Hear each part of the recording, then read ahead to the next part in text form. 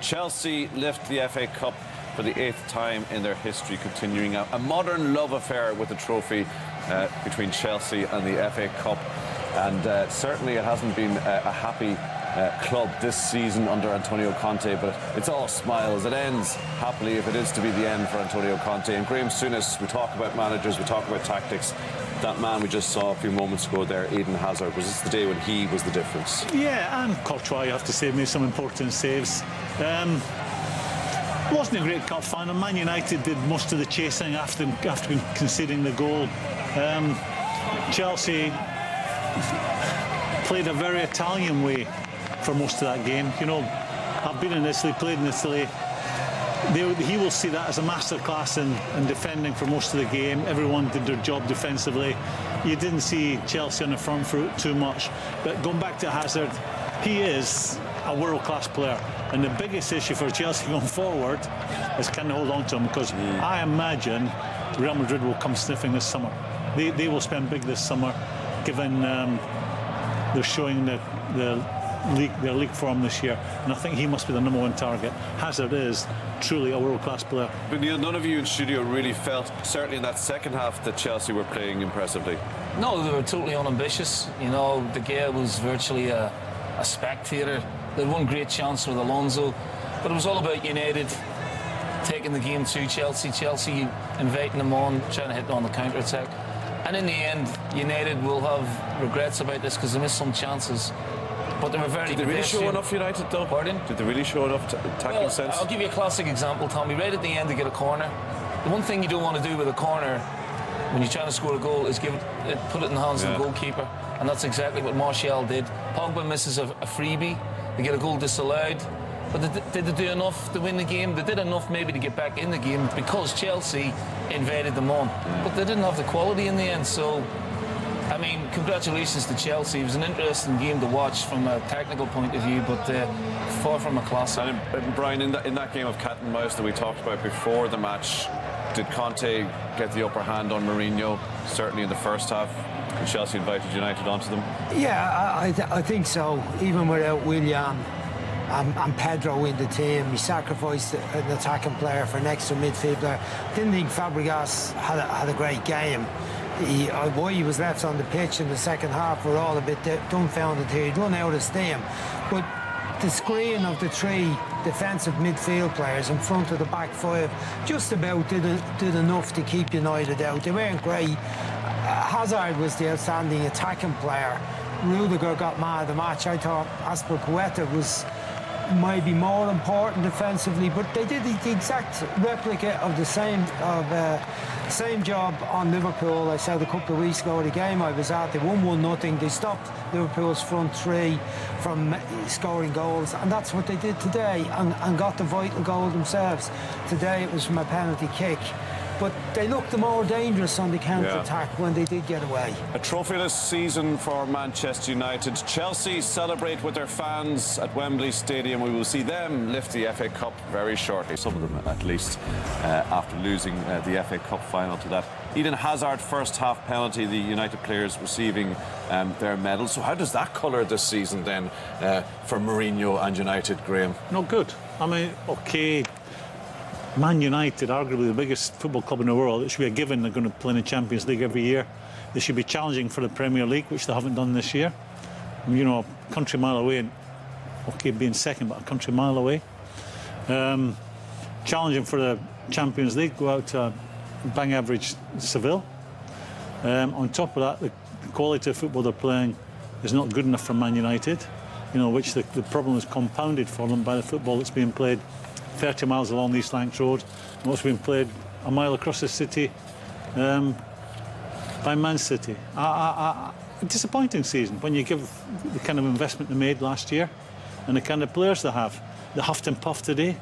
You can't say they didn't give 100% every single one of them, but it came down to what we spoke about before the game. They didn't have any real quality in there, had lots of possession, got into the last third time and time again, but just ran into a very strong, well-disciplined Chelsea, and they struggled to come up with any real creativity other than crosses into the box. There was no cute and clever passing. Is that a problem for Mourinho teams? People have pointed out the fact that you know, he does get it right often in big games. Didn't happen today, but that when they have to go and take the initiative and create, that he's not like a Guardiola or a Klopp that has a really strong attacking strategy. Well, it was evident today. Mourinho got out Mourinho'd by Conte. That was a classic Mourinho performance that you would have seen maybe 5, 6, 7, 8 years ago.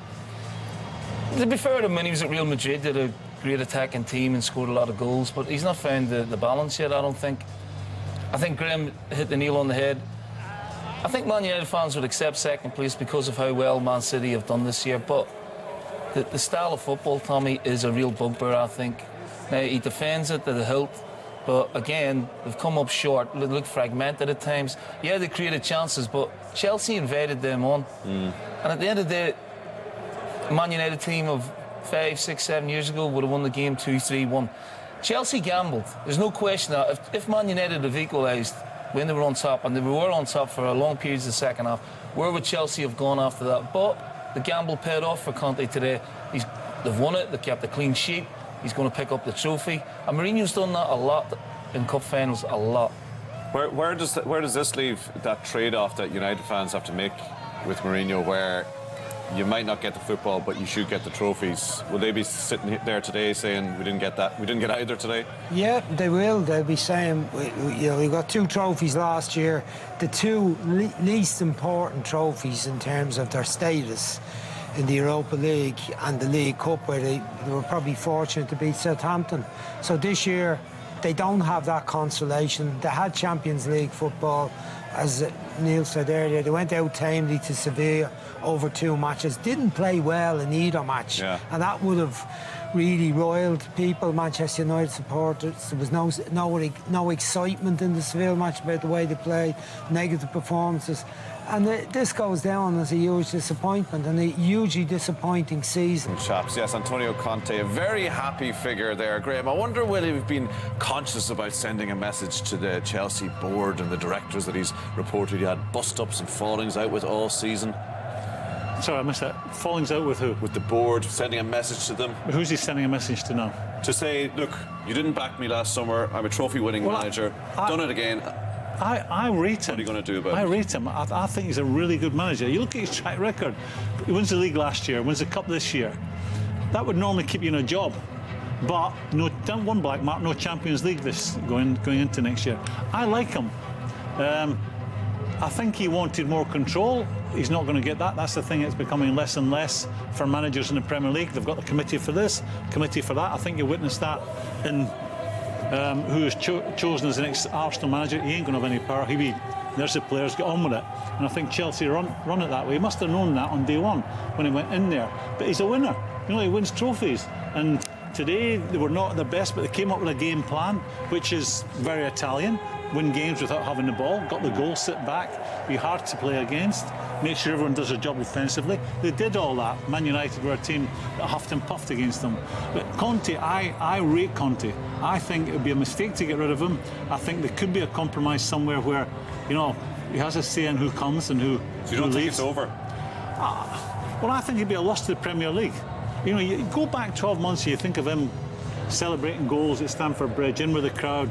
We didn't see any of that this year, maybe a wee bit early on, but he got the hump very early on, and that, I think that influenced Chelsea's performances throughout the year. He didn't get what he wanted at the start of the season, and I come back to the centre-forward. If they got a proper centre-forward, Chelsea would have been challenging for the big trophies. OK, making a point in one game, I know it's a one-off game, maybe you're not making that big a point, but just on the greater argument then, Neil, and Graham touches on it there about the way Chelsea want to do things. When you have a manager who did what he did last season, has it not been proven that they should have backed him, should have let him be involved in the decision-making process, kept him happy, in other words? Yeah, of course. He's not been happy. He's not been happy for a long time. And you can see that in the way he comes across in his press conferences, even in his body language. I'm not sure today is enough to keep him in the job for that length of time. He's been unhappy with things, and he may want to go and do something else. There was even rumblings last year about him being discontent. He looks like quite a complex character. Do you understand why, and do you sympathise with him? Yeah, I mean, he won the title last year, you know, and no one really expected him to do that, and they did it with a bit of a swagger and a bit of a style, but things started to unravel very, very quickly, which seems to be the norm at Chelsea. You know, and I don't know how much input the owners have into it anymore, if he's really that interested. You know, and the club's basically running itself. Whether that's enough to keep Conte there next year, who knows? But there seems to be other clubs on the up at the minute. Now, this will give them a shot in the arm, but is it enough? I would doubt it. What about that? No, the bigger, sorry, just very quickly, will it be enough to keep Hazard? Yeah, good point. It's a very strange system, but it works for Chelsea. A revolving door policy with the manager, no matter how successful he is. We've seen it with Mourinho twice, where they've won trophies, and the following season might not be going so well, and he's out the door. We've seen it with Ancelotti. Yeah. We see Di Matteo won the Champions League. I know he was only there for a few months later in the season. He still won the Champions League, wasn't enough. He was gone. And I mean, yeah, it works. You know, they bring in another manager and it starts again. And I mean, his victory last year was the biggest surprise, because having been so poor, finishing 10th the previous season under Mourinho, and it looked like the thing was in disarray. He quickly got it straightened out. Didn't start the league too well. A couple of early defeats in the first 5 games. Went to Hull and changed the back 3, and away we go. And it was plain sailing. Brilliant from then. Brilliant management. But from the off this year, he looked like a grumpy little man. He wasn't happy at all with the boys. And, you know, I don't think they were prepared to listen to him in how he saw it. Now, this year, we've got the Champions League. Like that season that he won the league, he'd no European football at all. They went out with the League Cup fairly early, went out with the FA Cup fairly early, sailed through the league. This year, he knew the challenge was going to be a lot bigger. But the same question I asked Neil there, was he not within his rights to be unhappy? Yeah. You know, should he have, you know, quietened down and got on with the players that he was given and try and, you know, put on brave face in press conferences? Or what should he have done? Because people say the negativity that he generated in his media I don't think that helped the players. I think you're right. I don't think he should have had that demeanour in the press conferences after matches. I don't think that helped at all. He was having a difficulty with the board. But what the image he was given was, this lot that you've given me aren't good enough to keep us going. If I'm a player in that group, I might well be saying, I'm one of the ones he's referring to. I'm not very good. It also gives one or two who are very good the excuse to say, if you don't sign better players to play with me, we're not going to win. But go back to the beginning. He walks in, he's offered a job, he walks in, he has a meeting. Right, what are the rules of our relationship? Who's going to be signing players? Now, in the first year they win the league, he signed a new contract after a year. He signed another contract after his first year. So at that point, he's happy. So at that point... There wasn't an extension on that contract. There was only more money. The time was still the same. But he was still happy. But the time was still the same, Graham. He was still happy to sign a new contract, which meant more money, which he was happy working with these working conditions, which must have meant he knew what was coming down the line. He must have known what was... You don't walk into a club and take a job and go through... You must go through all the terms and conditions. The most obvious one, the first one that you would bring up would be, who does the buying and selling? Am I responsible for that? Now, he must have had a yes or a no to that on day one. 12 months into the contract to win the league, he's happy to sign another contract. OK, not any longer, but for more money, so it was another contract. So at that point, he's happy. Then we get to the summer, and all of a sudden, he's not happy. So someone's not being honest in as much as it the club who said from day one, we buy the players and you train them and select them, or are you going to be involved in it? Did that change 12 months on? I don't think so. So I'm finding it hard to understand how we've got to this. Some breakdown in... yeah, you know, 2 years in. A lot of big clubs now work that way, Tommy. A lot of big clubs. There's no sort of... autocratic way of working. Exactly. Wenger. Arsenal, you'll see that with Arsenal's next manager. That's gone now, so it has. You will see that with Arsenal's next manager. There's not a chance they would go for an Allegri or Enrique and someone who wants to come in and be Wenger-esque in terms of, I decide everything that goes on at this club. Today, they've got committee for that, committee for that, committee for that. You, the coach, we will be giving you players to work with. Get the best out of them. Is that because the business of football is too big now, that they don't want to give control to one guy, that it's too big a job for one guy, or is it about power and who holds the power? I'm going to speak as an ex-manager, ex-player in the company of a manager. You employ a manager in the Premier League and you pay him big bucks. This guy's on, is it 9 million? So you're buying him for his expertise and his judgment. And then above him, in the modern world, you could have someone who never played at a high level of football, may have not been a player. But he's now deciding what players this highly skilled, highly experienced coach/manager, what players he's going to be working with. Someone who may not have anything like his CV. And that, for me, I'd find that really hard to accept. I mean, that's the way the game was going. That's what causes that's the way friction. It is now. That's what causes the they friction. had El Manello was the lad that right, was yeah. there. He went I know, on. but he was the one that was there, and the various managers had to work with him. His pedigree was doubtful. Well, but it comes back to, if you walk in on day one, you know, the old, when I was working, the director of football, that one, which is more or less what happens now. If there's a director of football in place, when I go to get a job, I'm accepting that if I sign the contract. Absolutely. What I wouldn't accept, if I'm in the job and they bring a director of football in. Because that's them really saying, we're not trusting the judgment. He must have known, that's what I'm saying, Tom. You're right, yeah, he hasn't been happy with that all season. He is a very happy man, though, this evening. His team have won the FA Cup, Conte winning his first domestic cup as a manager. Helped Graham Souness by what you've described as a lack of quality from United in an attacking sense, lack of penetration. You're going to talk to us about this. Yeah, we spoke about the midfield, workmanlike, although you'd want more from Pogba at times. But, you know, they got into this position time and time again.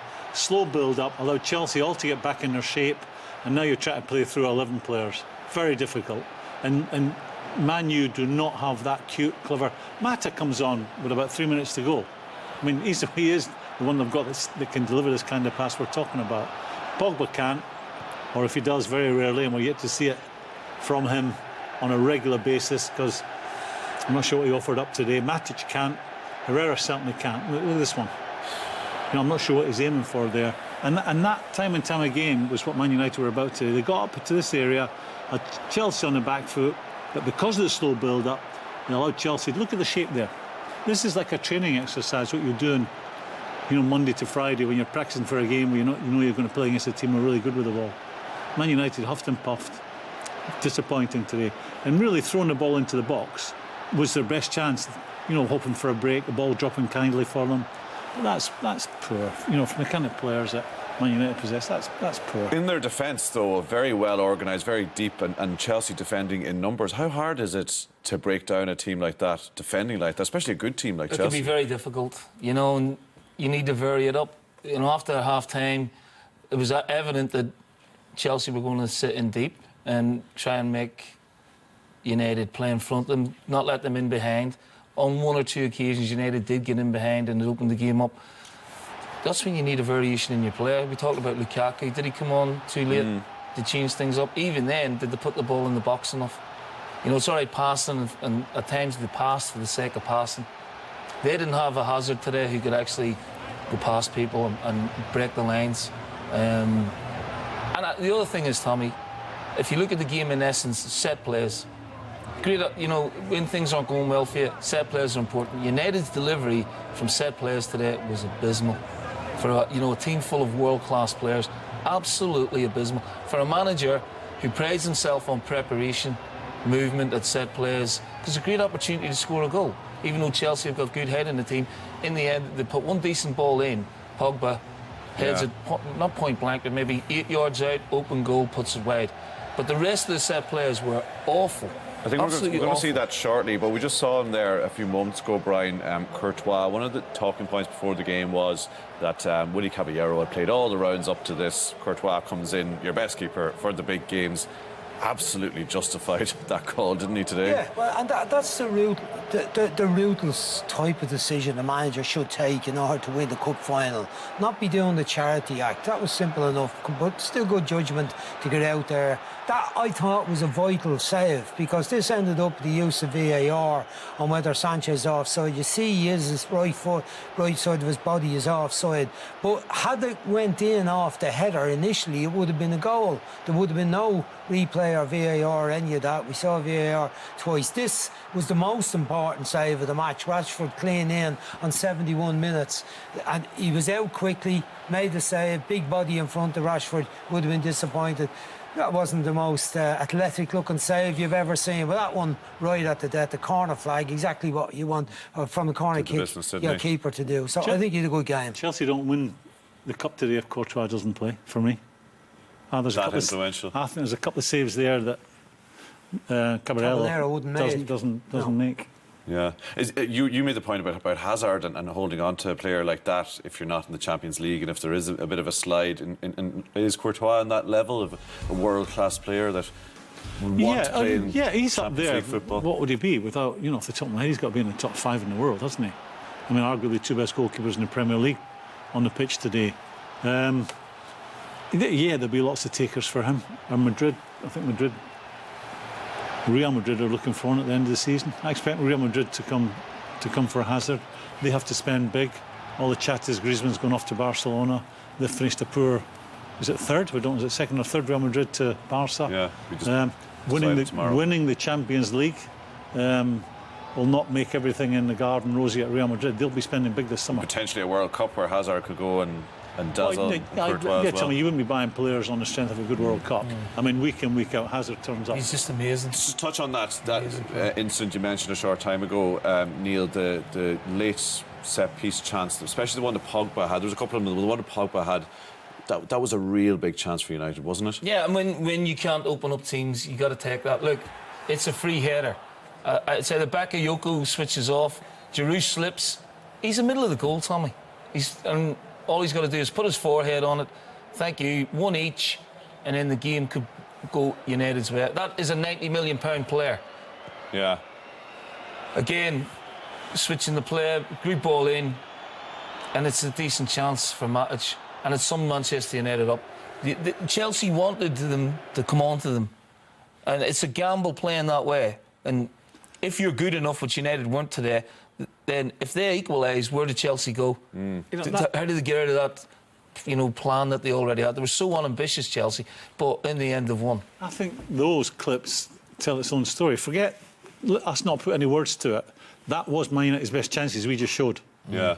Forget, us, if anyone thinks we're biased, that was Man United's best chances. The Rashford one which Courtois saved and that Pogba header was... That's it. Yeah. At 90 minutes, when you've dominated the ball, that is their best chances. That ain't good enough for me. They're never able to get across from the end line. Should have went. They couldn't get him behind Sanchez comes inside off his left was to he wing today? it. Yeah. That's what I'm saying. He comes off the left side in on his right foot, and Rashford was inside. They had no wingerish type player, neither Young. The two full backs didn't get up there. Well, I'll tell you what, take a pause there because, Brian, you're going to analyse a really key battle in the game, that Herrera-Hazard battle. That Hazard-Herrera battle was what we thought would be a key one today. Herrera was supposed to shackle him, Brian. Why didn't he?